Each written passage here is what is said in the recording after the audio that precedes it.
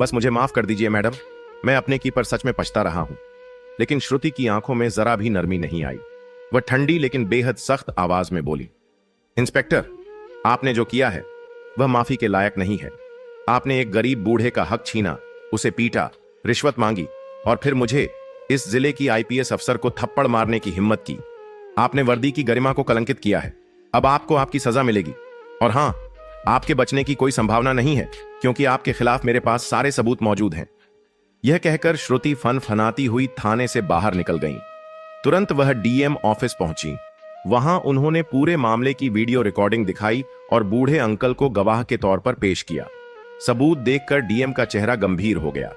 DM गुस्से में बोले, इंस्पेक्टर विश्वनाथ ने सचमुच बहुत बड़ा अपराध किया है। पुलिस जनता की रक्षा के लिए होती है, न कि उन्हें लूटने और पीटने के लिए। गरीबों से जबरन हफ्ता मांगना, उनका ठेला उजाड़ना और नागरिकों पर अन्याय करना, यह किसी भी हाल में बर्दाश्त नहीं किया जाएगा। अब उसकी वर्दी उतारनी ही पड़ेगी। उन्होंने सख्त लहजे में आदेश दिया। मैडम, आप निश्चिंत रहिए, कल सुबह ही प्रेस मीटिंग बुलाई जाएगी। पूरे जिले के सामने इस इंस्पेक्टर को सस्पेंड किया जाएगा। उसे सबके सामने कानून का आईना दिखाया जाएगा। सुबह होते ही जिला मुख्यालय के हॉल के बाहर मीडिया की भीड़ लगी हुई थी। चारों ओर पुलिस अधिकारी, नेता और आम नागरिक इकट्ठा थे। सबकी निगाहें मंच पर टिकी हुई थीं, जहां डीएम और आईपीएस श्रुति हसन मौजूद थीं। भीड़ में फुसफुसाहट हो रही थी। आज इंस्पेक्टर विश्वनाथ पर क्या फैसला होगा? सुना है उसने गरीब सब्जी वाले से हफ्ता मांगा और आईपीएस मैडम पर भी हाथ उठाया।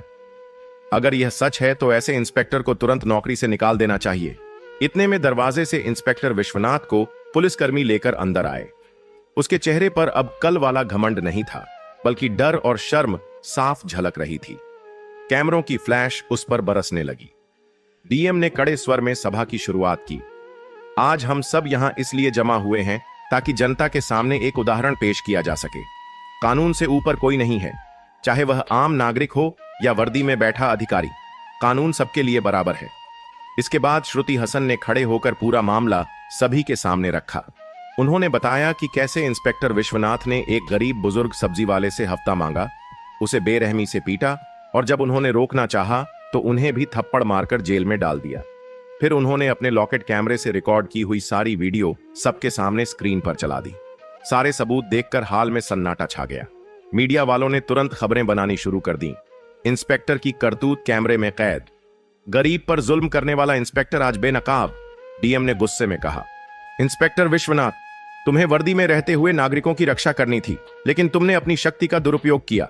गरीबों को सताया, रिश्वत मांगी और अपनी वर्दी की गरिमा को कलंकित किया। तुम्हारा यह अपराध किसी भी हाल में माफ नहीं किया जा सकता। इसीलिए तत्काल प्रभाव से तुम्हें निलंबित किया जाता है। जैसे ही यह घोषणा हुई, पूरा हाल तालियों से गूंज उठा। गरीब सब्जी वाले अंकल की आंखों में आंसू आ गए। उन्होंने हाथ जोड़कर कहा, धन्यवाद बेटी, आज तूने मेरे जैसे गरीबों की इज्जत बचा ली। भगवान तुझे खुश रखे। श्रुति ने मुस्कुराते हुए जवाब दिया, अंकल, धन्यवाद मुझे नहीं, इस देश के कानून को दीजिए, क्योंकि कानून ही असली ताकत है और कोई भी उससे बड़ा नहीं। इंस्पेक्टर विश्वनाथ वहीं पर खामोश खड़ा था, सिर झुका हुआ। उसकी आंखों से पछतावे और डर की लकीरें साफ दिखाई दे रही थीं। दोस्तों, अगर आपको यह वीडियो पसंद आया है तो प्लीज इस वीडियो को लाइक कीजिए और ज्यादा से ज्यादा लोगों तक शेयर कीजिए। वॉइस को सब्सक्राइब जरूर करें, क्योंकि यहां पर आपको मिलता है रोमांचक और ज्ञानवर्धक और सच्ची घटनाओं पर आधारित कहानी। तो दोस्तों, फिर मिलते हैं एक और अगली वीडियो में। तब तक के लिए जय हिंद, जय भारत।